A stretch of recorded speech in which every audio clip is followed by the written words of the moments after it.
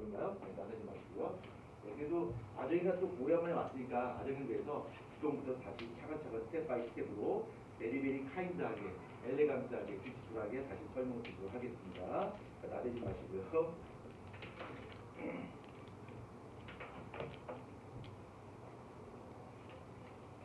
자, 이게 그 시스템이라는 단어가 등장하게 되는데, 시스템이라고 하는 것을 우리말 표현하면 개가 돼요. 그래서 우리가 흔히 태양계라고 그러죠.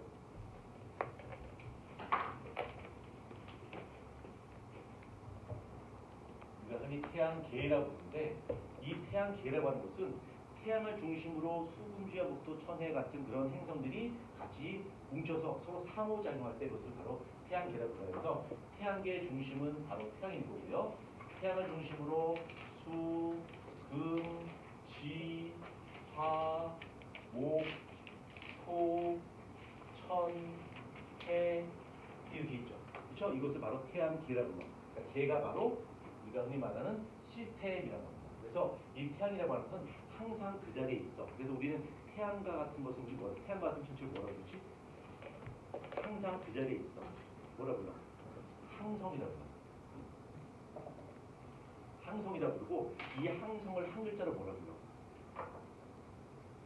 별이라고 그러죠. 이 별이라고 하는 것은 핵융합반을 통해서 스스로 빛을 내는 천체를 바로 별 또는 항성이라고 불러요. 그 다음에 이 항성을 중심으로 수금지와 목토, 천해가 이 태양 주를 돌고 있어요. 그래서 얘는 우리 뭐라고 불러? 여행을 떠난 거죠. 그래서 뭐라고 불러? 여행을 떠난 행성이라고. 그래서 수금지와 목토, 천해가 있습니다. 자, 이거 중에서 우리가 중학교 때 배웠던 개념 중에 수금지화, 그 다음에 목토, 천해, 또 그룹을 지을 수가 있죠. 편을 가릴 수가 있죠. 그래서 수금지화라고 하는 것은 암석형 행성이야. 그러니까 암석으로 관계이기 때문에 얘네를 지구형 행성이라고 해요. 지구형 행성이라고 부르고요. 그 다음에 목토, 천해는 기체로 되어 있어요. 기체형 행성이기 때문에 얘네를 목성형 행성이라고 해요. 그래서 한번 예전에 다 정리했습니다. 그렇죠? 얘는 주로 암석으로 되어 있고요. 얘는 뭐로 되어 있어? 얘는 기체로 되어 있습니다. 이렇게 기체로 되어 있고, 이건 특징은 저번에 한번 설명했습니다. 밀도가 크고 밀도가 작고 질량력이 크고 작고, 그렇죠? 위성이 많고, 그렇죠? 뭐 이거 다 배웠습니다. 자, 여기서 우리 사람 같은 생명체가 살고 있는 행성은 어디 살고 있어?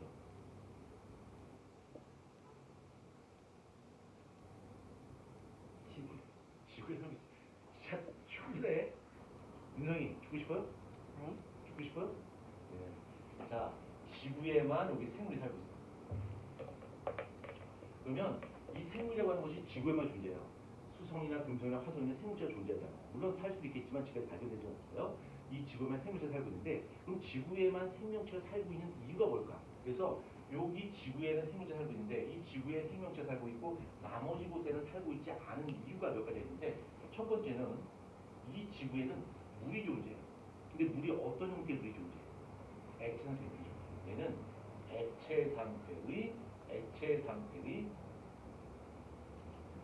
존재한다는 얘기죠. 그렇죠? 그래서 여기 생물체가 살고 있어요. 그런데 그러면 여기는 존재하지 못해요? 뭐 존재하지 못해. 왜 그럴까? 태양과 너무 가까우니까 얘는 물이 존재한다 할지라도 그 H2가 어떤 형태로 존재할까? 기체 상태로 존재하겠지. 여기는 너무 멀어. 머니까 태양 에너지가 도달하지 못하니까 얘는 오더 낮으니까 어떤 상태로 존재할까?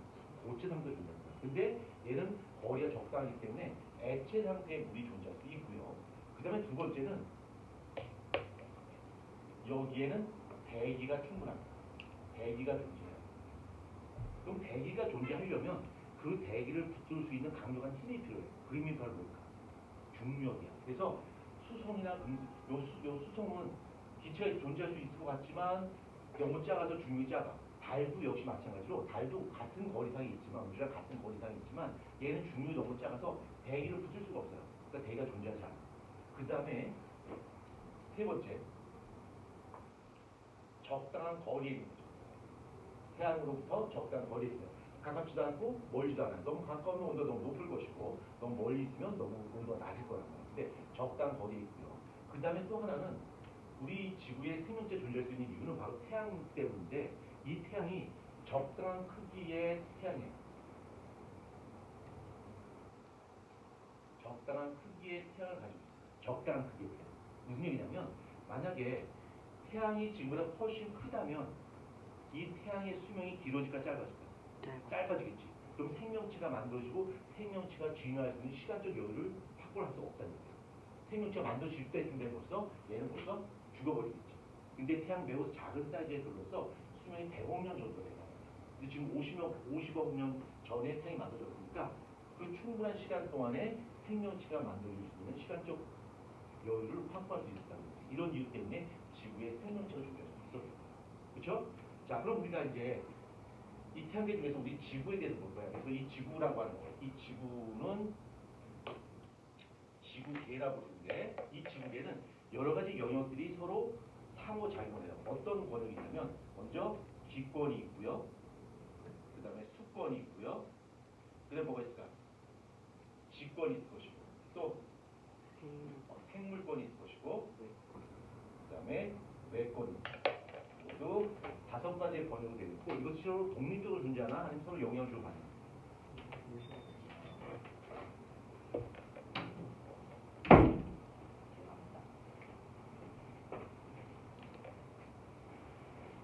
지금 시구하려고 했는데 진우 일단 친구들한테 진우가 왜 있는지 설명했습니다. 그 진우가 미국과 이라크 미국하고 이란 전쟁에 참가한다고 결석한다고 얘기를 했는데 전쟁에 참가하려고 했는데 참가 못한 거죠. 예. 어느 쪽에 쓰려고 했어요? 이란 쪽에. 그렇죠. 이란 쪽에 서서 저걸 싸우려고 했는데 까비 그렇죠? 자 이렇게 기권, 수권, 지권, 생권, 외권인데 이것들이 상호작용을 해요. 서로 영향을 주고받습니다. 그래서 상호작용이라고 해요. 자, 그 중에서 이렇게 모두 5가지 권역 중에서 기권이라고 하는 겁니다. 기권, 기권하고 봅니다. 기권. 자, 기권인데 기권이라고 하는 것은 지금 둘러싸고 있는 대기를 말하는 거죠. 대기, 기체성을 말한단 말이야. 기체성을 말하는 거고 이 지구 주변에 이 지구 주변에 공기가 존재하는 모든 영역을 바로 기권으로 분류할 수가 있습니다. 보통 0부터 한 1000km까지.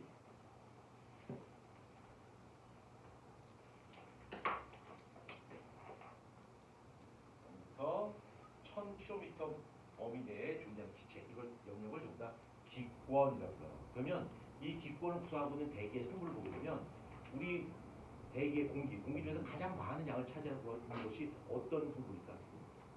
제일 많은 게 어떤 거야? 제일 많은 거. 질소가 제일 많아. 질소가 많고요. 그 다음에는 산소, 그 다음엔 아르곤, 기타 등등입니다. 그래서 질소가 가장 많습니다. 그러면 선생님 CO2는요? CO2는 0.02%밖에 존재하지 않아요. 매우 소량 존재합니다. 그러면 원래 CO2는 원래 그게 조금밖에 없었어요? 아니요. 원래 지구가 만들어진 과정에선 CO2가 굉장히 많았습니다. 제일 많았어요. 근데 CO2가 급격히 줄어들고 산소는 거의 존재하지 없었는데 갑자기 산소가 늘어납니다. 왜 이런 일이 벌어졌나 보자.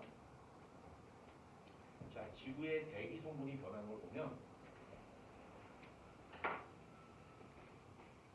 지구의 대기 성분이 변하는 걸 보자. 여기가 시간이고 여기가 성분 비례합시다. 비율, 문제 비율을 한번 보자. 자, 질소라고 하는 기체는요. 옛날도 많았고 지금도 많았죠. 질소는 이렇게 쭉 많았어요. 질소의 양이고요. 근데 옛날에는 이산화탄소 진짜 많았어요. 이산화탄소 많았는데 이산화탄소의 양이 쭉 하고 줄어들고요. 갑자기 산소가 갑자기 이렇게 증가했어요. 산소가 이렇게 증가했습니다. 그러니까 우리가 여기서 좀 주의할 점은 왜 CO2가 줄어들었고 왜 산소가 많아졌는가. 그렇죠? 질소는 거의 변함이 없는데 왜 CO2와 산소가 우리 지구상에서 이렇게 많아지고 적어지고 변할 펴보는 걸 한번 보자. 먼저 이산화탄소 한번 보자. 처음에 이산화탄소는 굉장히 많았는데 그 숫자가 굉장히 많이 줄어들었어요. 지금 0.02%밖에 존재하지 않아. 근데 우리가 열심히 자동차 타고 다니고요. 그렇죠? 그런 통에 CO2가 들어와서 0.03%까지 올라갔어요. 그 0.03%까지 올라가게 되니까 이산기가 생기고 난리가 나는 거죠. 그렇죠? 자, 아무튼 이산화탄소 옛날에 많았는데 지금 조금밖에 없어요. 이산화탄소 왜 줄어들냐면 처음에 이산화탄소 대단히 많았지만 CO2가 해수의 용해가 됐어요. 바닷물에 용해가 되는 거예요. 바닷물에. 그래서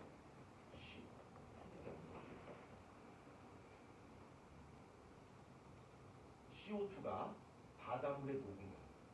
바닷물에 녹아서 H 플러스 HCO3 마이너스에서 탄산의 형태로 바닷물 속에 녹은 거야.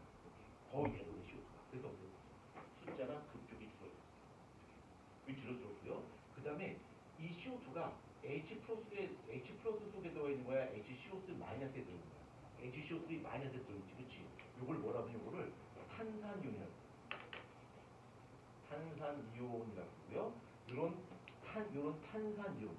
탄산이온의 형태로 바닷물에 녹아있는 거야. 거의 대부분 CO2. 그 다음에 탄산이온의 형태로 녹아있다가 이것이 바닷물 속에서 누군가와 또 결합돼. 누가 결합하냐면 칼슘 이온과 결합돼. 그럼 뭐가 될까? 석회암이 돼. 석회암 CaCO3가 됩니다. 그래서 우리 지구상에 존재했던 대부분의 CO2는 바닷물 속에 녹았고요.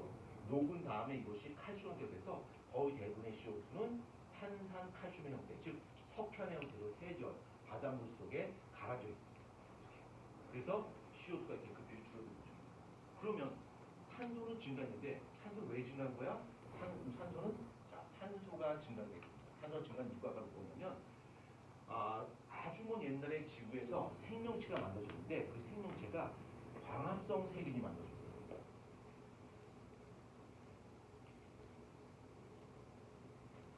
광합성 세균이 만들어졌습니다.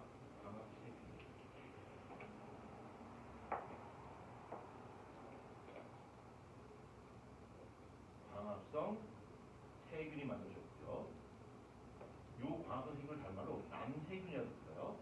얘는 광합성을 하는 세균이야. 그럼 광합성 한다는 이야기는 무엇을 이용할까? 이산화탄소를 이용하죠. 이산화탄소를 이용해. 이산화탄소와 물을 이용해서 포도당을 만들고 탄소를 만드는 거예요.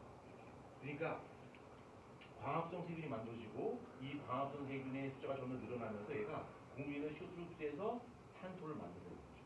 이 산소가 밖으로 빠져나와서 대기의 탄소를 흡수하는 거예요. 그렇죠? 오케이, 이해됐죠? 정됐죠? 그래서 우리 대기의 그 성분이 질소, 산소, 아르곤으로 되어 있는데 옛날부터 이랬냐? 그렇지 않습니다. 옛날에는 CO2가 대단히 많았지만 CO2의 올라, 그 다음에 산소의 등장, 이 두 가지로 설명할 수 있겠죠. 오케이? 자, 그 다음 이 기권이라고 하는 것은 이제 이렇게 적혀 있는데 이걸 이제 그런 대기, 그러니까 이 대기가 우리 지구에서 하는 역할 중에 한 가지가 뭐 여러 가지 일을 하겠습니다만 하는 역할 중에 가장 중요한 이유가 바로 뭐냐면 얘가 지구의 평균 기온을 높여. 지구의 평균 기온을 높이는데 만약에 지구에 대기가 없다면 일교차가 대단히 커져요. 해를 바라보고 있는 낮에는 온도가 굉장히 높고요. 밤에는 어떨까? 되게 추워져요. 그 대표적인 예가 누구냐면 달이에요. 달은 태양을 기준으로 봤을 때 지구와 거의 같은 거리에 있어요. 같은 거리에 있는데 달은 너무 사이즈가 작다 보니까 중력이 약해. 그래서 대기층을 형성을 못해요. 공기가 없단 말이에요. 그러니까 해를 바라보고 있을 때는 온도가 수백 도까지 올라갑니다. 그 다음에 해를 등지고 밤이 되면 엄청 추워져요. 영하 막 수백 도까지 떨어져요. 근데 지구는 대기가 있기 때문에 평균 기온이 상대적으로 높아져요. 즉 평균 기온이 높아진다는 얘기는 일교차가 상대적으로 작다 이런 거죠. 대기가 있기 때문에 가능하다. 자, 그 다음에 이제 본격적으로 기권을 설명하기 앞서서 이 부분을 여러분이 먼저 좀 알고 가자. 여기 지구가 이렇게 있어요. 자, 지구가 있으면 이 지구의 기온에 영향을 주는 에너지가 두 가지야. 하나는 태양으로부터 오는 에너지가 있어. 태양으로부터. 그게 뭐야? 태양 복사 에너지. 그럼 지구가 태양 복사 에너지를 받고서 그냥 계속 푸지만 할까? 그럼 지구의 온도가 계속 올라가겠지. 그렇죠? 태양 복사 에너지 받은 것만큼 이 지구에서 그 에너지만큼 자꾸 뿜어내요. 이거를 지구 복사 에너지. 지구 복사 에너지. 근데 이 복사 에너지라고 하는 것은 여러분이 아마 교육과정에서 배운 친구도 있겠습니다만 복사라고 하는 것은 열 에너지가 매질이 없이 이동하는 것을 바로 복사라고 해요. 그래서 이 열 에너지가 매질 없이, 그래서 매질이 뭐예요? 매질이 어떤 거냐면 여기 쇠 붙여 있다 치자. 여기 쇠 붙여 있으면 여기 쇠 붙이 끝을 달궜어요. 그럼 여기 끝도 어떻게 될까? 금방 뜨거워지겠지. 바로 이 쇠라고 하는 매질을 통해서 열이 전달된단 말이야. 그렇죠? 이걸 전도라고 하는데 복수라고 하는 것은 이런 매질 없이 열 에너지가 비세 형태로 무엇 형태? 비세 형태로 전달되는 방식을 바로 복사라는 거예요. 그래서 태양 복사 에너지가 비세 형태로 열 에너지가 지구에 전달돼요. 지구는 또 지구 복사 에너지 형태로 외부로 그 에너지를 밖으로 방출해요. 이게 어느 쪽이 많다 적다가 될 수 있어요. 만약에 태양 복사 에너지 대비 방출하는 지구 복사 에너지 양이 적다면 지구의 온도가 어떻게 될까? 점점 높아지겠지. 근데 반대로 태양 복사 에너지 대비 지구 복사 에너지 양이 많다면 어떻게 될까? 지구의 온도는 점점 식겠지. 그렇죠? 이것이 균형을 이루고 있다. 그래서 지구는 거의 일정한 온도를 유지하고 있습니다. 근데 이 태양 또는 태양 복사 에너지는 비세 형태로 지구에 도달하게 되는데 그때 어떤 비수로 도달하냐면 얘네는 가시광선의 형태로 도달해요. 가시광선의 형태. 가시광선은 뭐야? 우리가 볼 수 있는 색깔의 영역으로 지구에 온다는 얘기야. 그래서 태양 복사 에너지는 우리가 보여요. 밝아졌어 이렇게 되고 우리가 느낄 수 있단 말이야. 근데 지구부터 방출되는 지구 복사 에너지는 우리 눈에 보이지 않아. 얘는 왜 볼 수 없냐면 얘는 적외선의 형태로 방출돼요. 그러니까 적외선 우리 눈에 보여 안 보여? 안 보여. 그러니까 지구는 열심히 열에너지를 밖으로 방출하고 있지만 지구가 빛나진 않아요. 우리 눈에는. 왜? 얘는 적외선 형태로 밖으로 방출하기 때문이지.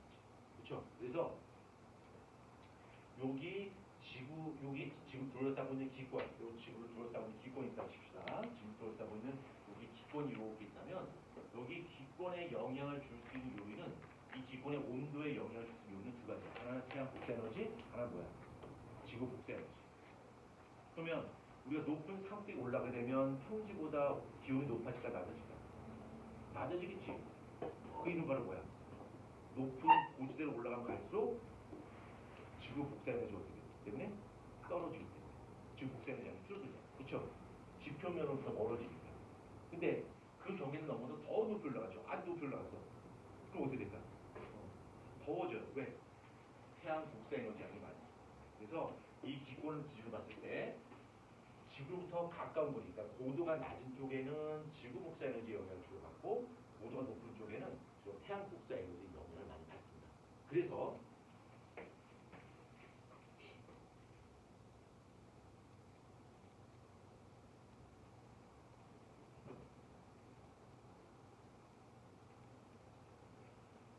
고도에 따른 기온 변화라는 부분을 볼 텐데 고도에 따른 기온 변화가 하는 것은 지표면에 있을 때 이 지표면으로 기준 봤을 때 위로 올라갈수록 기온이 어떻게 바뀌나 볼게요.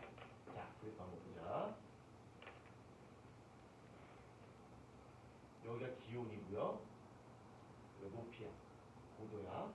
자, 그러면 높이 올라갈수록 지표면으로부터 받는 지구 복사 에너지 양이 줄어들기 때문에 기온이 어떻게 될까? 떨어진다. 그러다가 어느 정도 되면 다시 온도가 올라가게 돼요. 왜? 이 경계선을 기준으로 봤을 때 이 아래쪽은 지구 복사 에너지 양에 영향을 받는 거야. 지구 복사 에너지 양에 영향을 받는 거고 위쪽은 무엇에 영향을 받는 거야? 태양 복사 에너지 영향을 받는 거야. 이렇게. 그래서 아주 높이 올라가면 벌써 더워지는 이유가 뭐냐면 태양이 점점 가까워집니다. 얘는 지구부터 점점 멀어지기 때문에 온도가 좀 낮아지는 거지. 그렇지? 그래서 원래는 이렇게 돼야 정상이에요. 근데 실제로 이렇게 되지 않아. 이게 이론상으로 지구 대기권의 지구 그 대기권의 높이에 따른 기온 분포는 이렇게 되어야 되는 거 정상인데 실제로는 이렇게 되지 않아. 크게 두 가지 번역을 구분되어 있지 않고 모두 네 개의 번역을 구분됩니다. 이렇게. 그래서 네 개의 번역. 네 개의 번역. 그래서 기온 분포가 이렇게 바뀝니다. 이렇게. 네 개의 번역. 여기가 기온이 되는 거고요. 여기가 높게 되는 거예요. 그럼 이렇게 단순하게 두 개의 권역만 존재하지 않고 복잡하게 네 개의 권역이 존재할 수 있는 이유는 지구에 무엇이 존재하기 때문에 정신을 갖고 있죠.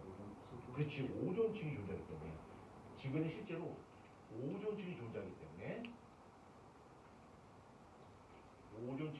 때문에 이렇게 복잡한 패턴으로 나타난다는 얘기예요. 선생님, 오존이 뭐예요? 이 오존이라고 하는 것은 태양으로부터는 강력한 자외선을 흡수하는 그런 공기층을 바로 오존층이라고 해요. 얘는 어디 존재하는데요? 성층권에 존재해. 자, 이 네 개의 번호를 한번 구해보면 가장 아래쪽에 있는 것을 뭐라 불러? 배웠죠? 대륙권이라고 부르고요. 두 번째는 허우. 다 잊어버렸어? 깨끗하게 품에댔군요. 진우. 네. 두 번째. 네, 성층권. 세 번째. 그렇지, 중간권. 맨 마지막에 열권. 그래서 만약에 우리가 쭉 하늘로 올라간다면 올라가다가 점점 추워져, 더워져, 추워져, 더워져 이렇게 네 번의 변을 겪게 된다는 얘기예요. 이렇게 그럼 하나하나 따져보도록 하자. 먼저 대륙권 한번 보자. 대륙권. 자, 대륙권인데, 자, 이 대륙권에는 공기가 가장 많이 있어요. 그러니까 이쪽에 공기의 밀도가 가장 높습니다. 왜 그러냐면 중력 때문에 가장 공기가 많이 몰려 있고요. 그래서 높이에 따른 기권의 밀도를 한번 비교해보자. 여기가 밀도라고 가정하고요. 높이라고 가정하자. 자, 높이에 따라서 밀도가 어떻게 바뀌는가를 보게 되면 그래프가 요 다운 그래프가 만들어져. 그치? 아래쪽에 밀도가 어때? 높아. 밀도가 높다는 게 뭐야? 공기가 많이 몰려있다는 얘기야. 뭐 때문에? 중력 때문에. 그쵸? 많이 몰려있고요. 그 다음에 이 대륙권을 보게 되면 상층부와 하층부가 있는데 상층부가 있고 그 다음에 하층부가 있는데 자, 상층부의 기온은 어때요? 낮지? 저온이란 말이야. 아래쪽은 고온이에요. 그러면 저온이 되면 기체의 움직임 자체가 둔하기 때문에 촘촘하게 붙을 수 있단 말이에요. 그래서 이쪽은 밀도가 높을까 낮을까? 높아요. 아래쪽은 밀도가 낮아요. 그래서 위쪽은 공기층이 무거운 층이고요. 아래쪽은 매우 가벼운 층이란 말이에요. 그럼 위쪽이 무겁고 아래쪽이 가벼우니까 위에 있는 차가운 기체가 어떻게 될까? 아래 내려올 것이고 아래쪽에 있는 가벼운 기체가 어떻게 될까? 위로 올라가겠지. 위아래가 이렇게 쑥 바뀌는 거야. 이런 현상을 바로 뭐라고 불러? 이런 현상을 뭐라고 불러? 이런 현상을 바로 대류현상이에요. 그래서 대륙권에서는 대류현상이 발생해요.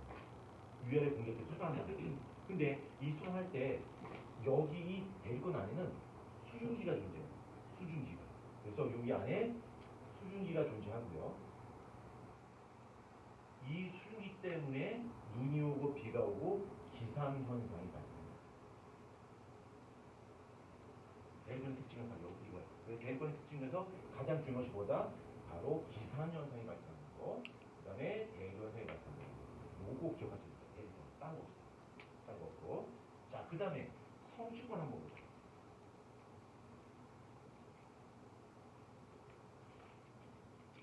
자, 성층권 한번 보자. 자, 성층권에 가게 되면 원래는 점점 원래 이렇게 높이 올라갈수록 온도가 점점 낮아져야 되는데 얘는 낮아지다가 다시 거꾸로 높아지게 돼요. 왜 그러냐면 이 성층권에는 뭐가 존재하는 거야? 오존층이 존재해요. 오존층이 존재하고 여기 존재하는 오존층이 자외선을 흡수해요. 자외선을 흡수하니까 이것에 의해서 온도가 어떻게 되는 거야? 올라가는 거야. 그렇죠? 그러면 이 성층권은 상층부가 있고요. 그 다음에 하층부가 있는데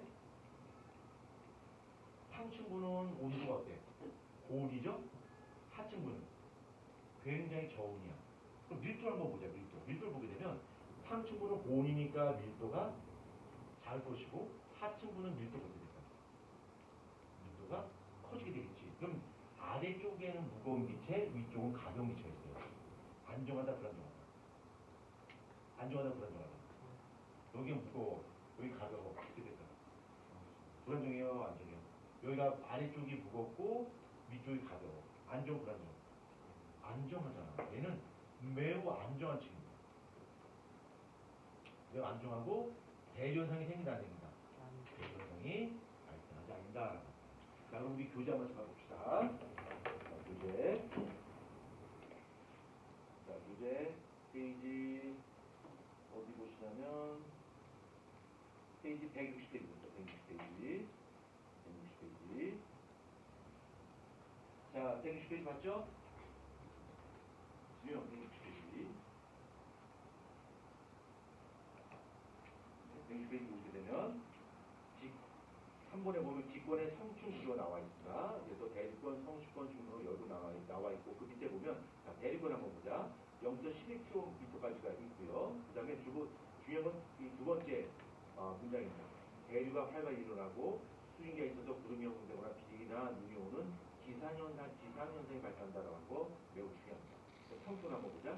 11에서 50km까지고요.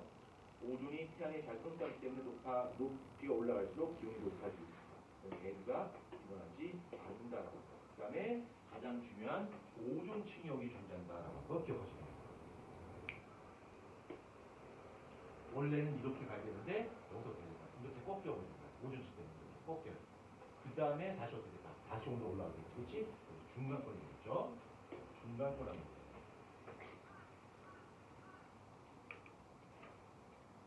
중간권이고요. 자, 중간권 보게 되면 높이가 올라갈수록, 그러니까 고도가 높아질수록 기온이 어떻게 되고 있어? 기온이 점점 높아지고 있죠. 이 기온이 높아지는 게 아니라 기온이 낮아지고 있죠. 기온이 낮아지고 있습니다. 자, 이 기온이 낮아지는 것은 왜 기온이 낮아질까? 지구 복사 에너지 양이 줄어들기 때문에. 그래서 요거 있죠. 요거. 이게 세 가지 버전으로 구분이 된 거야. 이게 원래는 이렇게 된단 말이야. 근데 이렇게 됐다 이렇게 된 이유가 여기 성점이 있기 때문이지. 그렇죠? 그러니까 여기서 대류권, 그다음에 성층권, 중간권까지. 중간권. 그래서 가장 이 권역 중에서 온도가 가장 낮은 곳이 어디냐면 중간권이 가장 온도가 낮습니다. 중간권 가장 낮고요. 그다음에 패턴을 보게 되면 대류권과 매우 비슷하지. 그렇죠? 그래서 얘는 무슨 현상이 발생한다? 대류 현상이 발생한다. 똑같이 대류권과 똑같이 대류 현상이 발생해요. 그렇지만 기상 현상은 발생하지 않아요. 왜 기상 현상이 발생하지 않을까? 대류는 일어나지만 왜 기상 현상이 발생하지 않아?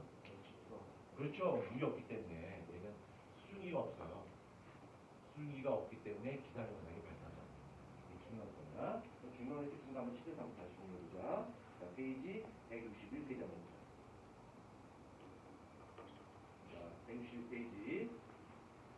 자, 두 번째 단락 한번 봐봐요. 두 번째. 자, 두 번째 문제가 보게 되면 대류가 일어나지만 수증기가 거의 없어 기상현상이 나타나신다라고 되어 있습니다. 그 다음에 유성이 나타나기도 한다라는 거 하나 또 정리하자. 유성현상, 유성을 우리가 관측할 수 있다라는 거 하나 기억하자. 자, 그 다음에 10권 한번 보세요. 10권. 10권이고요. 10권은 고도, 높이가 높아질수록 기온은 점점 높아져요. 한번 생각해보자. 고도가 높아질수록 기온이 점점 높아져요. 왜 고도가 높아질수록 기온이 점점 높아질까? 무엇 때문에? 그렇죠. 태양 복사 에너지 때문에. 태양과의 거의 가까워진 거예요. 태양 복사 에너지 양이 증가하기 때문에 기온이 점점 높아집니다. 그렇지만 이 10권에는 기체가 거의 있어 없어. 기체의 밀도가 매우 작습니다. 거의 공기가 없어요. 기체의 밀도가 매우 적어요. 그래서 낮과 밤에 일교차가 대단히 큽니다. 낮에는 엄청나게 뜨겁고 밤에 엄청나게 춥고 일교차가 대단히 큰 것이 10권 특징이고 10권 하면 같이 여러분이 기억해야 될 것이 바로 뭐냐면 저 북유럽 같은 데 가면 밤에 이렇게 녹색으로 이렇게 다 몰라요? 그렇죠. 오로라. 그렇죠. 오로라를 볼 수 있어요.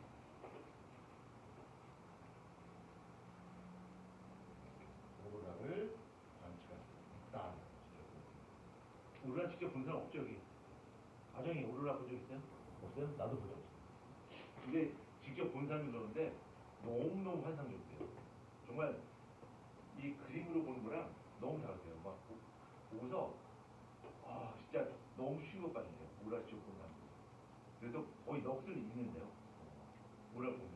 그러니까 오랄 이렇게 막 쳐다보고 너무 치다보고 옆에 있는 친구랑 어깨 정도 딱 했더니 옆에 친구 보니까 공이었어. 뭐 이런 경우도 있을 수도 있고요. 예. 이딴 얘기 아직 있을 수도 있고요. 그 10권입니다.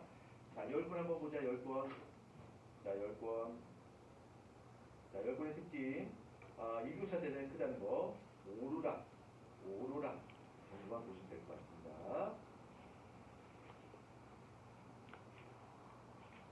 자, 그 다음에 161페이지 맨 밑에 보면 기권의 역할이 있습니다. 이건 한번 잠깐 한번 읽고 그 다음 챕터로 넘어가도록 하겠습니다. 자, 기권의 역할 네 가지가 있죠? 이 네 가지 한번 읽어봅니다.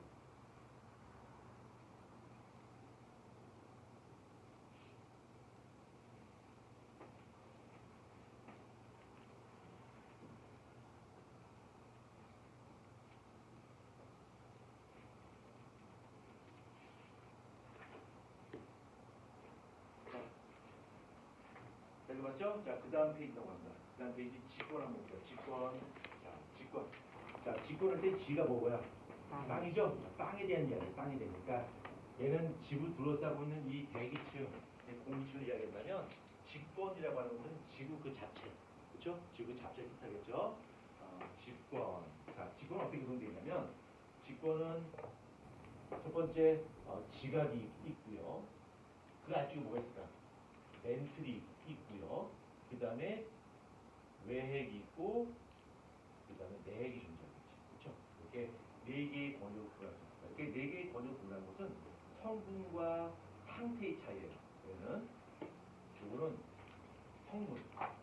성분이 좀 차이가 생기고요. 그 다음에 상태가 좀 차이가 생기고. 그래서 성분과 그 다음에 상태에 대해서는 차근차근 한번 보도록 합시다. 이 직권인데 이 직권 자체가 어떻게 보면 직권 자체가 그 지구 그 자체 뜻하는 거란 말이에요. 지구 그 자체인데 자, 지구를 구성하는 원소가 뭐가 있을까? 지구를 구성하는 원소 중에서 가장 많은 게 뭘까? 철이 제일 많아요. 그래서 이게 기억하자. 철, 오, 시, 마. 이게 직권. 그러니까 지구는 철이 가장 많습니다. 철, 오, 시, 마. 그리고 시가 뭐예요? 규소. MG는요, 새마을금고인가요? 아니요, 마그네슘이야. 그래서 초로시나. 지구에 철이 제일 많습니다. 근데 우리가 버스 탈 때 조심해야 돼요. 버스를 탈 때 주의하지 않으면 우리 몸에 철 성분이 많아지는 그런 문제가 있어요. 또 얘 또 이상하고 과학 수업을 자꾸 왜 비웃지? 비웃는 겁니까 지금? 우리가 특히 학교나 학원 갈 때 아빠 차나 엄마 차 타고 가는 사람 상관없는데 버스 타고 다니는 친구 있죠? 혹시 학교 갈 때 버스 타는 친구 있어요? 방금 버스 타고 버스 타는 친구들 조심해야 돼요. 버스 타는 친구들은 몸에 몸을 구성하는 성분들이 단백질 말고 철이 포함된 경우가 대단히 많습니다. 철이 대단히 많이 포함돼요. 너도 버스 타고 다니지? 그렇죠? 너도 철 몸에 성분이 쌓일 수가 있어요. 몸에. 실제로. 그래서 버스 탈 때는 특히 주의하셔야 됩니다. 너도 버스 타요? 다행이네요. 버스 타는? 버스 타요? 버스 탈 때 조심해야 돼요. 버스를 탈 때 잘못하면 몸에 철 성분이 늘어납니다. 왜 그러면 지구에 철이 대단히 많이 포함되어 있거든. 그래서 우리 몸에 철이 많이 들어가게 되는데 아직도 버스 타나요? 다행이네요. 버스 탈 때 왜 우리 몸에 철 성분이 많아지게 되냐면 특히 무조건 버스 탄다고 해서 철이 많아진 것이 아니라 버스 카드 이용할 때 중요해요. 핸드폰 움직이는 근데 핸드폰은 역시 마찬가지예요. 결제할 때 절대 두 번 찍으면 안 돼요. 아니요, 두 번 찍게 되면 몸이 철을 바뀌어요. 그 멘트 잘 들어보세요. 이미 철이 되었습니다. 몸이 철을 바뀐다. 버스 탈 때 버스 두 번 찍으면 안 돼. 그랬죠? 그럼 몸이 철을 바뀌어. 그럴 줄 알았어. 그럴 줄 알아. 얘기 진지하게 하고 있는데. 버스 카드 몇 번 찍어야 된다? 한 번 찍어야 된다. 두 번 찍으면 어떻게 된다? 우리 몸이 뭘 바뀐다? 철로 바뀐다. 그러니까 안 좋죠. 우리 몸 철이 된다 생각해봐. 그럼 막 그 자석 있으면 자석에 끌려갈 거 아니야. 모르겠어요, 그거는요. 그러니까 버스 카드 몇 번 찍어야 된다? 한 번 찍어야 된다. 회원 한 번 찍어야 돼. 너 지금 두 번 찍었지? 그래 들어갈 때 나갈 때. 아니 이게 버스 탈 때 두 번 찍으면 철 바뀐다고요. 이미 철이 되었습니다. 철로 바뀐단 말이에요. 이거 주의해야 돼요. 자, 아무튼 다시 원래 들어가서. 자, 우리 지구는 지각, 멘트, 매행, 내로 돼 있고, 이건 성분 제가 상태 차이야. 그러면 우리 지구 내부가 이렇게 돼 있다고 하는 것을 어떻게 할 수 있을까? 가장 쉬운 방법은 직접 눈으로 보는 방법이야. 땅을 파보는 거야. 땅을 파는 거야. 파고 또 파요. 그 이제 그걸 시주법이라고 해요. 근데 땅을 파서 우리가 알 수 있는 것은 지각의 아주 겉에 껍데기 정도까지밖에 몰라요. 더 들어갈 수 없어. 그렇죠? 우리가 기본적으로 10km 이상은 못 들어가요. 12kg. 예, 한 10km 정도, 그렇죠. 12km 뭐. 그 정도까지밖에 못 들어가요. 더 이상 들어갈 수 없어요. 그러니까 택도 없는 거죠. 그래서 시주법은 잘 안 써요. 그러면 지구의 내부 구조를 밝힐 수 있는 방법은 어떤 방법을 밝힐 수 있나요? 우리가 수박이 있어요. 그러니까 혜원이가 여름에 수박을 먹고 싶어 해서 이제 수박 탈 때 이게 잘 익었나 잘 익지 않았나 칼로 쫙 해가지고 보고서 탈까? 그럴 수 없잖아. 어떻게 해서요? 쳐봐. 또또 두드리죠, 그렇죠? 아니, 내거 보고. 왜? 배꼽 보고서 정확한가? 아무튼 우리가 수박 살 때 어떻게 해? 흔들어 보고 산단 말이야. 똑똑똑 두드려 보고. 그렇지. 마찬가지로 지구의 내부 구조가 궁금해. 그래서 지구를 툭툭 한번 쳐보는 거야. 지구 친다고요? 내가 뭘 얘기하는 거야? 배웠잖아. 지진파를 배웠거든. 저희 이번 시험법. 아, 그런가요? 그래서 지진파를 분석을 해서 지구 내부 구조를 밝힌 거야. 그러면 지진파를 가지고서 지구 내부 구조를 밝힐 수 있는 이유가 뭐냐면 이 지진파라고 하는 것이 그 매질의 밀도와 매질의 상태에 따라서 속도가 달라져요. 속도가 바뀌는 거야. 그 속도 변화를 보고서 지구의 내부 구조를 알 수가 있는 거겠죠. 자, 그래서 우리가 이제 지구 직접 들어갈 수 없으니까 지금까지 지진파를 통해서 지구 내부 구조를 살폈을 때 지구 내부 구조가 어떻게 되어 있는가 한번 직접 한번 보자. 자, 지구를 피자 모양으로 이렇게 잘랐다 가지고 피자 모양으로. 피자. 우리 효정도 피자 좀 좋아하죠, 그렇죠? 네? 피자 싫어요? 진짜? 지금 피자 좋아하잖아, 그렇지? 그렇죠. 우리 피자가 안 좋아하고? 중요한 거 없어. 나 우리 피자 좋아하죠? 막 자주 먹어요. 일단 피자가 싫어하네. 혜원이는 피자 좋아하죠? 치즈만. 그러면 너가 이게 피자 배달하면 치즈만 이렇게 골라서 이렇게 먹는 거야? 그럼 걔 돈은 이제 딴 사람 먹게? 이게 아주 배려심이 좋은 거죠. 딴 사람들 먹기 편하게, 그렇죠? 위에 있는 그 치즈만 골라 먹는 거죠. 예. 죽여볼 수도 없고. 다 피자 싫어하죠? 자, 이건 제가 좋아하는 피자입니다. 제가 좋아하는 피자고요. 제가 좋아하는 피자는 어깨 쭉 피자. 네, 이거 좋아하는데 혜원이 써먹지 마. 자, 피자인데 요 지구 내부 구조를 이렇게 여기 보면 이렇게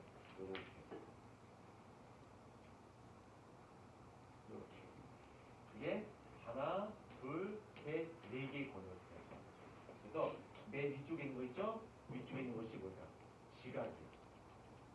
지각이고요. 요게 뭐야? 멘트 이렇게 되고요. 그 다음에 요게 뭐야? 외핵이 되는 거고요. 그 다음에 얘는 내핵이 되는 거죠. 자, 그럼 지각은 뭘로 구성되어 있습니까? 이 지각은 산소, 수소, 알루미늄 같은 것으로 구성되어 있고요. 그 다음에 멘틀은 산소와 주소로 되어 있고요. 그 다음에 외핵과 내핵은 철과 니켈로 되어 있고요. 철과 니켈 이런 걸로 되어 있고요. 그 다음에 상태를 보게 되면 지각은 당연히 고체겠죠? 멘틀도 당연히 고체인데 얘는 고체인데 유동성을 갖는 고체예요. 고체인데 완벽한 고체가 아니라 약간 제일 상태예요.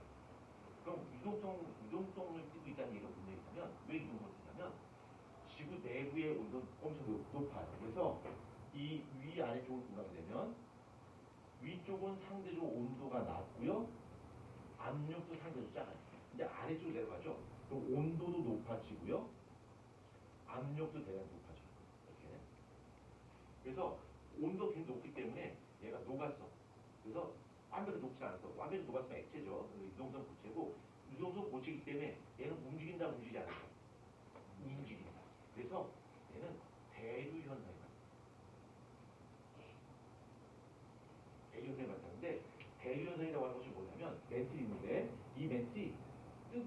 맨틀이 뜨거워진 맨틀이 위로 그러니까 굉장히 뜨거워졌으니까 밀도가 작아지잖아.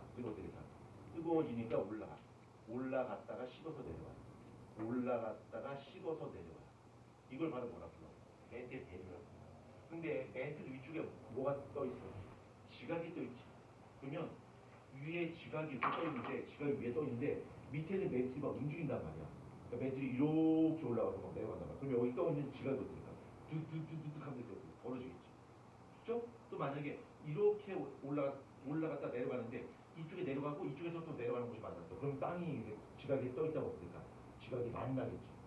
빵 하고 충돌하기도 하고 찢어지기도 하고 지각이 난리가 난단 말이야. 그래서 이렇게 멘트의 대류 현상에 의해서 위에 떠 있는 지각들이 난리가 나요. 그걸 다른 말로 뭐라 그럴까? 지각 변동이다. 이 지각 변동의 대표적인 예가 바로 뭐야? 지진 앤드 바람. 그렇죠? 그래서 얼마 전에 뉴스가 나왔는데 일본에서 충격적인 뉴스가 나왔어요. 30년 내에 커다란 지진, 화산이 터질 확률이 90%라고 발표했어요. 근데 지금까지 우리가 알고 있었던 거는 일본의 후지산이 터졌을 때를 사람들이 굉장히 걱정했어요. 근데 후지산보다 120배가 많은 그 마그마가 묻혀 있는 것이 발견됐어요. 일본 등 뒤에, 그러니까 일본의 그 동해 쪽이겠죠? 그쪽에 일본 후지산 밑에 있는 그 화산보다 120배가 많은 용암이 지금 터지기 일보 직전이라고 하는 것이 발견됐어요. 아니 팩트 말고 이 바다 속에. 근데 그 이름을 좀 들었는데 내가 일본말은 잘 못하니까 잘 기억 못하겠는데 그게 발견됐어요. 근데 그게 터지기 일보 직전. 예, 그 쓰나미가 오게 되면 일본 전역에다 물이 잡힙니다. 우리나라는 훌륭한 방파제를 쌓아놓고 있기 때문에 우리나라는 훌륭한 방파제를 갖고 있죠. 그래서 쓰나미 피해는 거의 없습니다. 그렇죠? 우리는 방파제 갖고 있어. 그 방파제가 누구야? 일본이죠. 그렇죠? 네? 뭐 공신문. 그런가요? 근데 그게 만약 그게 터지면 부산 쪽에도 피해가 있대요. 그러니까 화산재가 쌓여요. 화산재가. 실제로 옛날 기록을 보게 되면 일본에서 터졌던 화산의 재가 우리나라 저 울산이나 부산이나 이쪽에서 이렇게 검출됐대요. 화산재가 이제 쌓게 되는데 후지산이 터지게 되면 일본 쪽에 그 화산재가 한 2, 3cm 정도 쌓인대요. 2, 3cm 정도? 그럼 2, 3cm 쌓이게 되면 뭐 괜찮네 이러고 싶죠. 큰일 납니다. 생태가 파괴됐고 식물이 다 멸종했고 식량난이 벌어지는 거고요. 그다음 통신이 다 마비되고요. 전기 끊어지고 난리 나고. 근데 그 일본 뒤쪽에 있는 120배 큰 그 용암이 터지죠. 마가가 터지죠. 그럼 어떻게 될까? 상상할 수 없는. 네, 그건 뭐 알 수 없어. 그렇죠. 그래서 일본이 지금 잔뜩 긴장하고 있습니다. 동시에 터집니다. 그러면 회원이 또 열받습니다. 그럼 일본을 욕하지 맙시다. 저기 나는 국적이 한국으로 돼 있는데 회원이 국적이 어디로 돼 있죠? 네? 한국으로 돼 있어요? 진짜? 그럼 이게 뭐야? 그렇죠. 이를 본 사람이죠? 일본 사람이네요. 그렇죠? 예. 예. 자, 썰어겠고요. 자, 썰어겠고. 예, 혜연이 쓰러졌습니다. 내가 이렇게 당하다니. 씨. 자, 요거 계속 갑니다. 그래서 멘틀이 유동성을 가진 고체로서 지각변동의 원인이 됐어요. 자, 일단 왜 보자, 왜. 얘는 철과 니켈로 돼 있어요. 철과 니켈로 돼 있는데, 얘는 상태가 액체 상태로 돼 있어요. 액 상태로 돼 있어요. 액 상태로 돼 있고, 얘는 대류 현상이 있잖아요. 움직여요. 그리고 이 철과 니켈로 구성된 외액이 대류 현상을 일으키기 때문에 뭐가 발생하냐면 우리 지구에 지구 자기장이 있어요. 지구 자기장.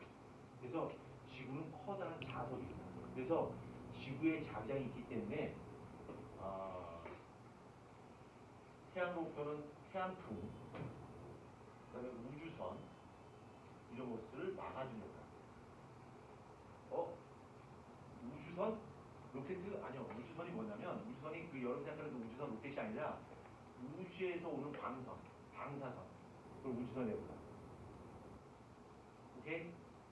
우주가 로켓 아니야. 우주에서 오는 방사선이야. 이것들이 지구 자기장에서 차단해요. 얘는 영화를 하나 보게 되면 이 외기 대류선을 일으켜서 지구 자기장을 힘이단 말이야. 그 영화에 영화인데 그 영화에서는 이 외기 대류선을 멈췄어. 그 지구 자기장이 사라집니다. 그 인류가 막 멸종을 하는 그런 멸망하는 그런 영화를 잘 기억이 안 나요. 그래서 땅을 파고 들어가서 여기서 회복할 수 있게 터뜨리거든. 옛날 영화인데 죄송한데 아마겟돈. 아마겟돈의 영화 들어봤죠? 그래서 그 주인공이 건설 현장에서 땅 파는 전문가야. 근데 걔를 불러가요. 땅을 뚫어야 되니까. 그래서 여기 여기까지 들어갑니다. 여기까지 들어가서 빨리 들어가요. 영화니까 뭐 뜻을 못 알겠을까 영화니까. 그래서 들어가요. 들어가서 여기다 벽보다 터뜨리는데 사람부터가 다 죽지. 아무튼 먼저 들어가요. 하는데 실패해요. 그래서 다 죽게 생긴 거야. 그래서 주인공이 혼자 남고 야 내가 가. 내가 남아서 이거 터뜨릴게. 탈출하고 주인공이 터치고 장님이 전사하게 돼. 그 영화가 있어. 아마겟돈 한번 보세요. 그 다음에 여기는 내역은 고체로 되어 있습니다. 고체로 되어 있습니다. 이렇게. 그럼 여기서 한번 물어보자. 왜 핵은 액체는 존재하는데 왜 내핵은 고체 존재할까? 분명히 안쪽으로 가면 갈수록 온도가 높아지는데 왜 외핵보다 더 안쪽에 있는 온도가 더 높은 곳에 존재하는 내핵은 왜 고체로 존재하는 걸까? 압력이 높기 때문에. 압력이 높아지면 용융점, 그러니까 끓는 점이 용점이 더 높아지고 압력이 엄청 높으니까 아주 높은 온도에서 녹지 않고. 오케이? 자, 이렇게 볼 수 있고요. 그 다음에 요 지각이 있는데 요 지각은 다시 종류가 두 종류 나눠집니다.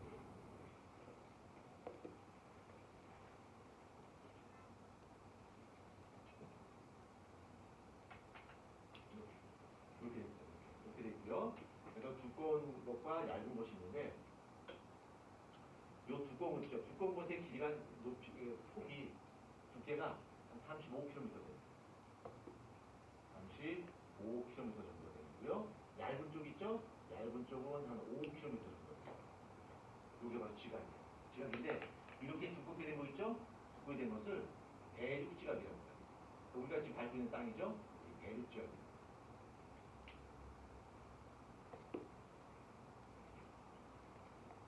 대륙지각입니다.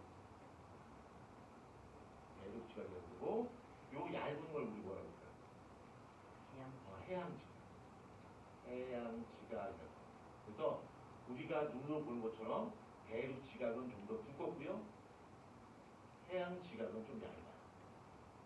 그런데 여기서 반전이 하나 있어. 이 대륙지각은 두껍잖아. 두껍지만 밀도가 좀 작아. 이거 기억해야 돼요. 대륙지각은 두껍지만 밀도가 작고요. 그 다음에 해양지각은 얇지만 밀도가 돼요. 대단히 커요. 요거 기억해야 돼요. 왜 그러냐면 대륙지각은 상대적으로 밀도가 작은 화강암으로 되어 있어요. 화강암으로 되어 있는 반면에 해양지각은 밀도가 대단히 큰 현무암으로 되어 있어요. 요거 기억해야 돼요. 요거 자 해양지각은 얇지만 어떻다? 무겁다. 대륙지각은 두껍지만 어떻다? 얇다. 그럼 이게 지각인데 이 지각 아래쪽은 뭐가 될까? 지각 아래쪽. 이 안쪽 뭐야? 멘트 얘기죠. 아래쪽이 멘트 되고요. 멘트는 유동성 고체라고 그런단 말이야. 유동성 갖고 있는 고체인데 멘트이 아래쪽으로 가면 갈수록 온도가 높아요. 위로 가면 갈수록 점점 온도가 낮아지게 되는데 이 지각과 붙어있는 요 멘트 상단부는 거의 다 식었단 말이야. 식어버려서 거의 고체로 되어 있는 멘트의 일부가 지각에 이렇게 붙어 있어요. 이걸 이제 멘트 상단부라고 하는데 멘트 상부라고 하는데 이게 굳어서 지각에 그냥 붙어 달라붙어 있는 거예요. 그러니까 이쪽은 유동성인데 얘는 유동성이 없어요. 같이 그냥 붙어 있는 거예요. 이해되시나요? 과정이 이해되나요? 네. 이게 한 건데 이렇게 지각과 렌즈 상부 요 두 개를 합쳐서 뭐라고 해요? 이거를 판이라고 해요.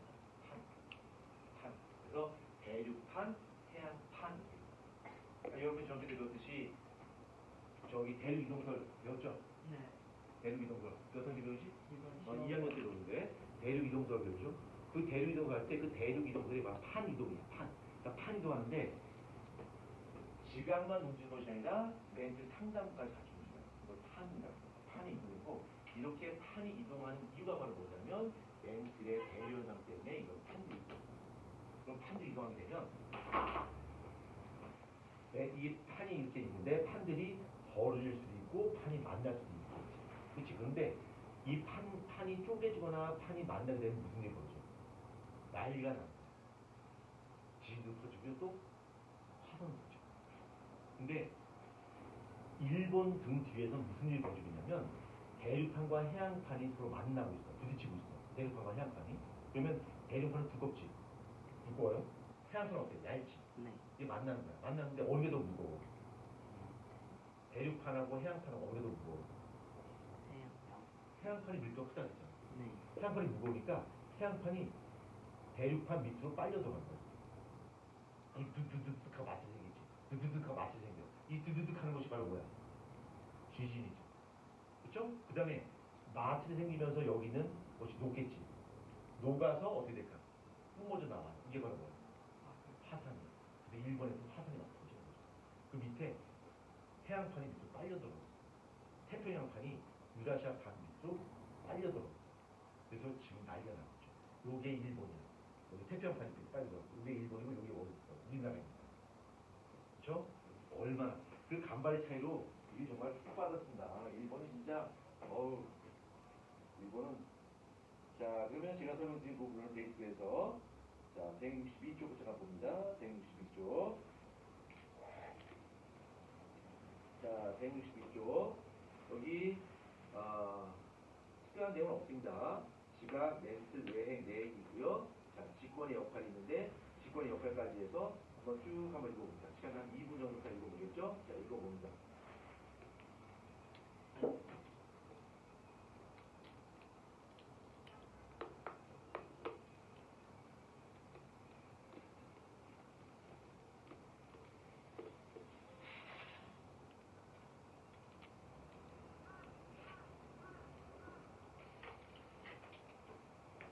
자, 아까 읽으신 친구는 밑에 보면 중요 개념 체크라고 나와 있습니다. 이것도 한번 풀어보세요.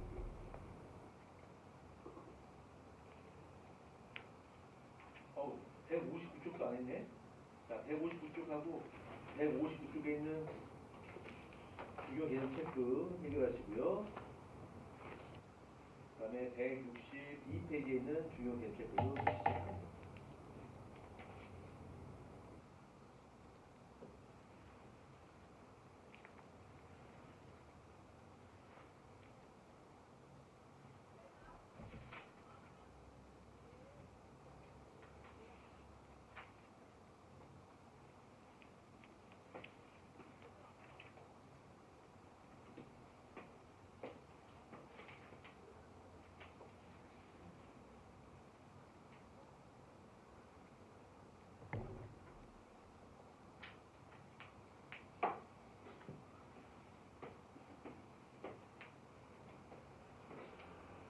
자, 다 하셨죠? 알죠? 수능이 졸려요? 졸리지 않죠? 자, 중요 개념 체크 159페이지 1번의 정답은 생물권이고요. 2번은 XOO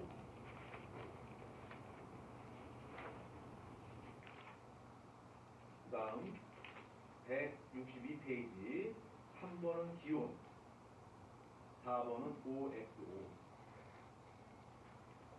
자, 그 다음에 습권 한번 볼게요. 습권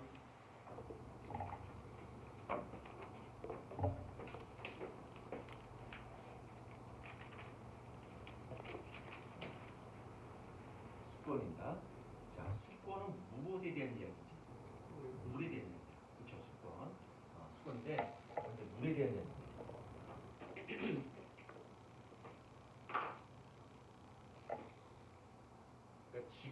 존재하는 모든 물들을 바로 뭐라 불러? 수권이라고 해요. 근데 물이 H2긴 H2인데 수권에 포함이 안 되는 곳이 있는 거예요. 뭘까? 공기 중에 수증기 있죠. 공기 중에 수증기는 제외. 얘는 수권에 포함이 안 돼요. 그러면 공기 중에 수증기가 수권에 포함이 안 되면 이 공기 중에 수증기는 어디에 포함될까? 그렇죠. 기권에 포함돼요. 공기 수증기 얘는 너는 기권이야. 저쪽으로 가. 그 다음에 고체 상태의 물은 어디에 소속될까? 고체 상태의 물. 수권이니까 기권이니까. 직권이니까. 아니. 고체 상태의 물 있죠? 얼음? 이거는 수권에 포함돼요. 고체는 포함돼요.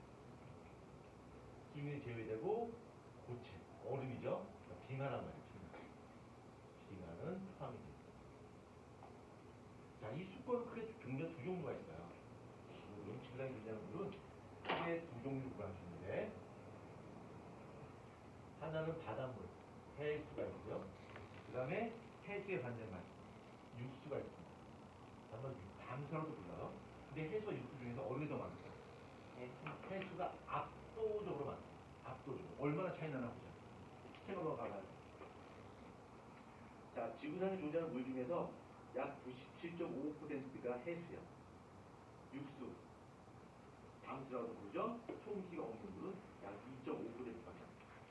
해수가 바닷물이 압도적으로 많습니다. 근데 이 육수 중에서 우리가 이게 이용할 수 있는 물이겠지? 우리가 이용할 수 있는 이 육수 중에서 거의 대부분 어떤 형태로 존재하냐면 빙하의 형태로.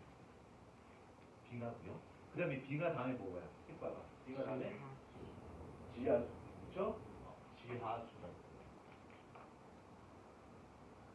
그 다음에 그 지구가 호수, 강 이런 것들. 네. 그래서 해수가 압도적으로 많고 육수는 조금밖에 없는데 그 육수 중에서 거의 대부분 뭘로 존재한다? 빙하의 형태로 존재한다는 얘기야. 그럼 빙하는 어디에 존재할까요? 빙하는 극지방, 남극, 북극, 그다음에 또 고산지대, 고산지대에 존재하는 것이 바로 빙하입니다. 그래서 우리가 실제로 사용할 수 있는 물은 요거예요. 그렇죠? 근데 이걸로 부족하니까 우리가 뭘 쓰는 거야? 지하수를 이제 빼서 쓰는 거죠. 그렇죠? 빙하는 우리가 직접 다해주기 위한 거고. 자, 그래서 페이지 163페이지에 이거 설명했고, 그 다음에 밑에 보면 수권의 성충 구조가 나와 있습니다. 자, 수권의 성충 구조 한번 보고 갑시다. 요게 좀 어려워요.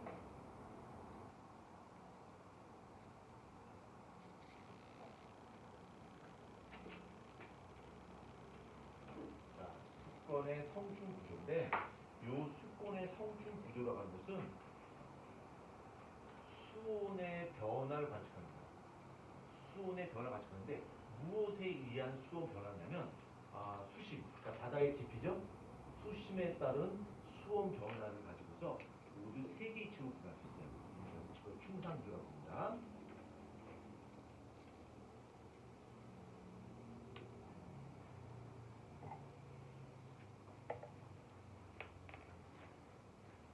자, 그래서 보면 여기가 수온이 되는 거, 온도가 되겠지. 그 다음에 Y축이 높이가 됩니다. 저기 수심이 되겠죠. 수심이 돼요. 수심. 여기가 수온이 되고 여기가 수심이 되고 바닷물 깊숙이 쭉 들어갔을 때 수온이 어떻게 바뀌는 건가? 처음에는 바닷속으로 들어가게 되면 처음에 뚜껑 열린 상태로 그냥 있으면 이거 마르잖아, 그치? 마른 못쓰잖아, 그치? 자, 바닷속으로 들어갑니다. 자, 바닷속으로 들어가게 되면 바닷속에 첨벙 들어가면 수온이 따뜻해요. 그러다가 온도가 깊이 들어가도 수온이 거의 변하지 않아. 그러지 않다가 어느 구간을 지나게 되면 갑자기 손이 쭉 낮아져요. 낮아지다가 또 어느 깊이까지 가게 되면 더 이상 수온이 변하지 않아요. 그래서 이렇게 수심에 따른 수온 변화를 봤을 때 모두 세 개의 번호로 구분할 수 있게 되겠지. 이렇게 이쪽, 그다음에 이쪽, 세 군데가 됩니다. 먼저 이름부터 한번 좀 확인해 볼까요? 먼저 첫 번째, 가장 얕은 곳인데 일정 깊이까지는 깊이 내려가도 수온이 거의 변하지 않아요. 우리 2층을 뭐라고 하냐면 이것을 뭐라고 그러죠? 혼합시험. 혼합시험이라고 부르고 갑자기 급격히 수온이 뚝 떨어지는 구간을 만들게 되는데 이거를 바로 수온 약층이라고 부르고 그 다음에 어느 정도 깊게 시작되면 아무리 내려가도 더 이상 온도가 내려가지 않아요. 이거를 쉬매칭.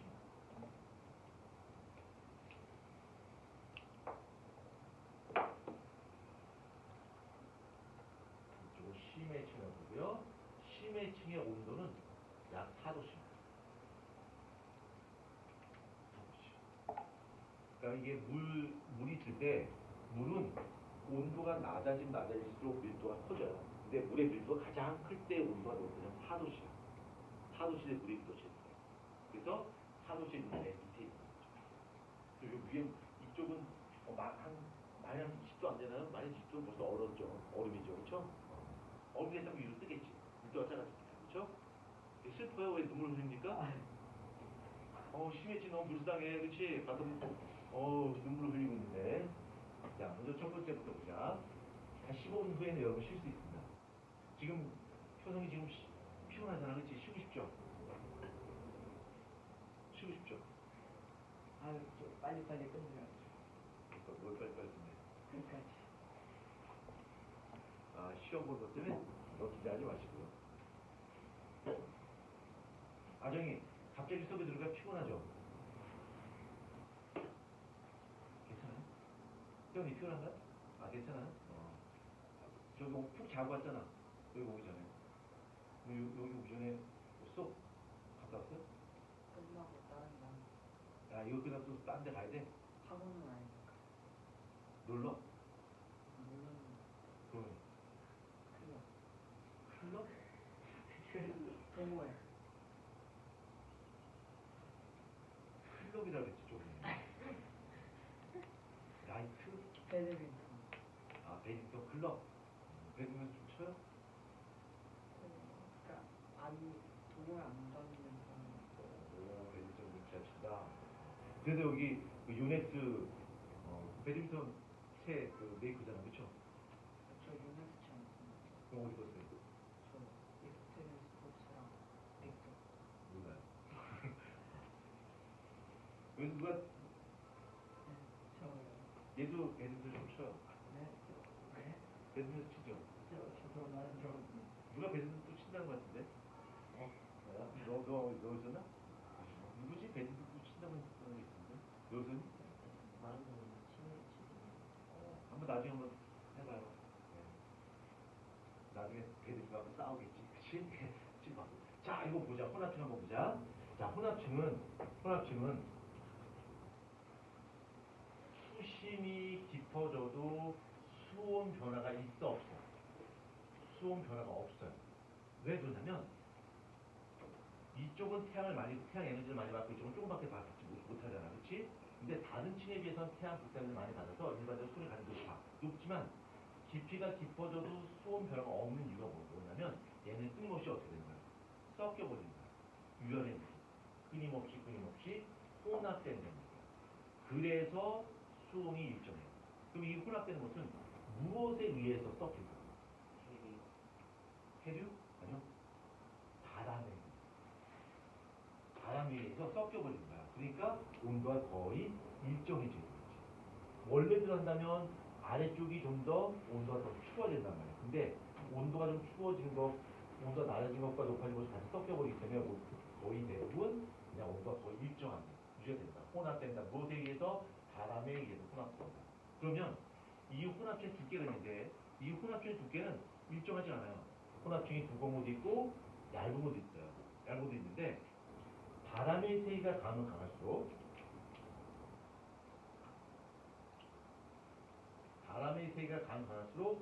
혼합층의 두께가 두꺼워질까 얇아질까? 혼합층의 두께가 두꺼워지게 돼요. 또 혼합층의 두께가 가장 두꺼운 곳은 어디냐면 지구의 위도로 본다면 중위도 쪽이에요. 중위도 쪽이 혼합층이 가장 두껍습니다. 왜? 중위도 쪽에 바람이 가장 많이 불기 때문에. 선생님, 적도 지방에 바람이 가장 많이 불지 않나요? 아니요. 가장 바람이 많이 부는 구간은 중위도예요. 왜 중위도 쪽에 바람이 가장 심하게 부냐라고 하거든 조금 이따 설명할 거예요. 뒤에 가서 설명할 기회가 있을 거예요. 그냥 지금은 바람이 세면 셀수록 혼합층의 두께는 두꺼워진다라고 하는 거 이거 기억을 한번 합시다. 자, 그럼 수온약층 한번 보자. 자, 수온약층이라고 하는 것은 수심이 깊어지면 깊어질수록 수온이 어떻게 되는 거야? 급격히 뚝 떨어지는 거야. 쫙 갑자기 추워져. 이게 수온 약층이에요. 이게 가장 첫 번째 중요한 특징이고요. 수온이 급격히 낮아진다는 거, 이게 중요한 특징이고, 이것 때문에 나타난 연관되는 특징만 기억하면 돼요. 자, 수온이 낮아진다? 자, 그러면 수온 약층을 기준으로 봤을 때 아래쪽과 이쪽을 봤을 때 아래쪽은 수온이 낮아요. 그렇죠? 왜냐면 상층부가 있고요. 하층부가 있는데 상층부는 상대적으로 수온이 높고요. 얘는 수온이 낮습니다. 이렇게. 그러면 얘가 수온이 높으면 상층부의 수온이 높다는 얘기는 밀도가 높다는 얘기야, 밀도가 낮다는 얘기야. 밀도가 크다 작다. 밀도는 어때? 밀도 높다 낮다? 밀도? 따뜻한 물이 가벼워 무거워? 어허, 따뜻한 물이 가벼워 무거워? 왜 가벼워? 밀도 작은 거잖아. 그쵸? 따뜻한 물은 낮으면 가벼워요. 그죠? 왜 웃지? 왜 웃는 거지? 네, 밀도가 작습니다. 그 다음에 차가운 물은 어떨까? 상대적으로 밀도가 크게 된단 말이야. 그러면 위쪽은 가벼운 물, 밑에는 무거운 물이에요. 안정적이야, 불안정이야? 이게 매우 안정해요. 매우 안정해요. 매우 안정하고 대류 현상이 일어나지 않습니다. 그러면 이 수온 약층에서는 대류 현상이 일어나지 않기 때문에 여기 얘가 움직이지 않아. 그러니까 여기 혼합층에 있는 물질과 에너지가 심해층을 건너가거나 심해층에 있는 물질과 에너지가 혼합층을 건너갈 수 있는 것을 얘가 완벽하게 차단한다는 얘기예요. 그렇죠? 그래서 얘는 매우 안정하기 때문에 혼합층하고 그 다음에 심해층이 있으면 혼합층과 심해층 사이에 에너지, 그 다음에 물질 교환이 차단되게 됩니다. 얘가 아예 움직이지 않는 아주 큰 장벽으로 되어 있기 때문에. 그 다음에 우리가 흔히 혼합층이 발달되어 있다고 하는 것은 혼합층의 두께를 이야기하잖아. 혼합층이 발달되어 있다는 이야기는 온도 변화가 급격할 때.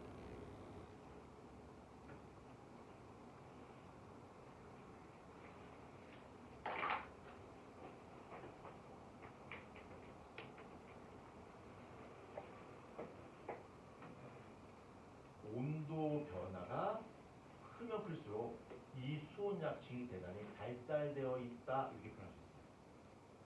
두께 갖고 얘기합니다. 혼합층은 두께를 이야기해요. 혼합층은 두껍다, 얇다 표현하는데 수온 약층은 온도 변화가 크면 클수록 발달되어 있다. 그러니까 이거보다 수온 약층이 더 발달되면 이것이 기울기가 급격하게 됩니다. 수온 약층이 발달. 오케이? 자, 그다음 심해층 한번 보자. 자, 심해층은 수심이 깊어져도 수온 변화가 거의 없어요. 수온 변화 없고요. 보통 얘는 타도시의 물입니다. 이 타도시의 물이 다른 온도보다 상대적으로 밀도가 대단히 크기 때문에 타도시의 물로 되어 있고요. 이 심해층에는 태양 복사 에너지가 거의 도달하지 않습니다. 태양 에너지가 거의 없어요. 그래서 얘는 계절, 추워져요, 더워져요, 계절 변화하고는 아무런 관련이 없습니다. 그러니까 심해층은 여름이건 겨울이건 간에 무조건 기온이 몇 도야? 4도씩 유지가 됩니다. 4도씩. 심해층입니다. 오케이? 됐죠? 자, 현재 시간 56분이고요. 10분 정도 쉬었다 들어갑니다.